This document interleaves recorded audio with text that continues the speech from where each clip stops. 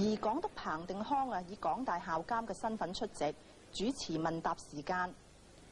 不過李光耀總共只係答咗2個問題啫，其中一個問題係由港督提出嘅。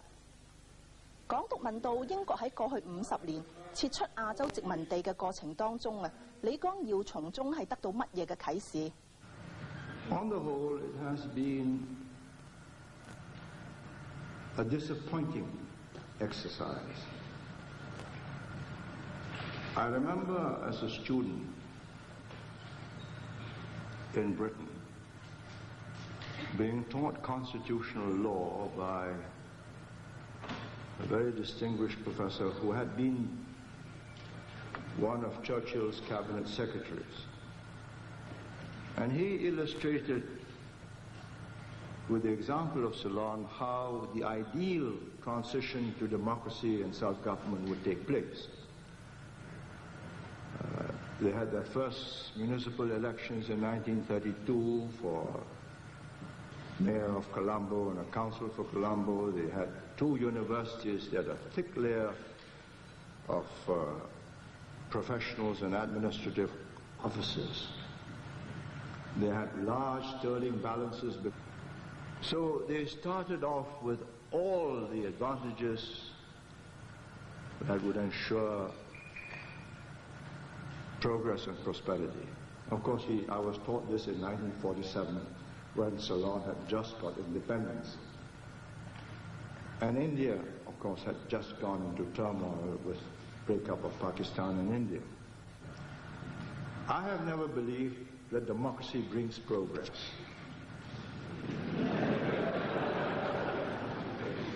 I know it to have brought regression.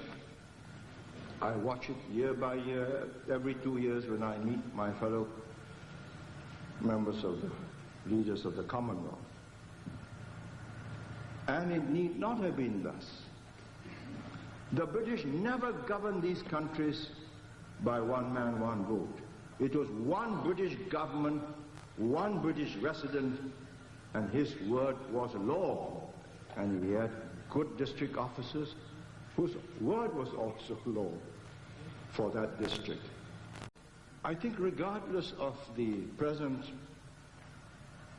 missionary zeal of the Americans of democracy and human rights, which has broken up the Soviet Union, it would be misguided to believe that what has worked in very special circumstances amongst European societies and what is barely working in Korea and Taiwan is universally valid. How to establish good government? Good government means a government that considers itself a trustee of the people, whether you're king, chief, or whatever.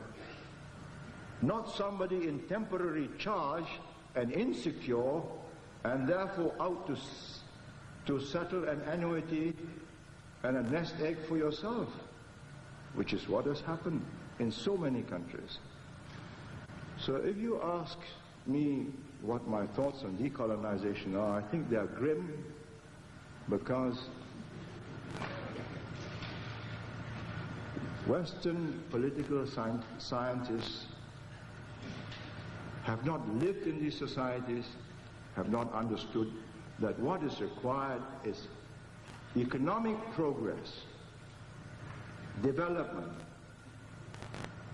and the final blossoming of a large educated middle class, which alone can sustain a democracy.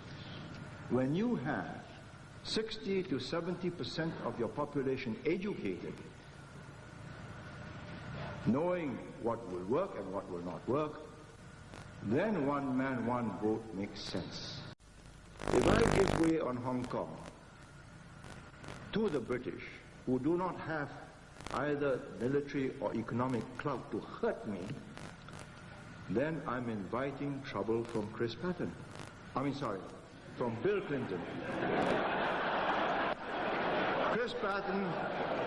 Chris Patton can only express his exasperation, but Bill Clinton can turn MFN off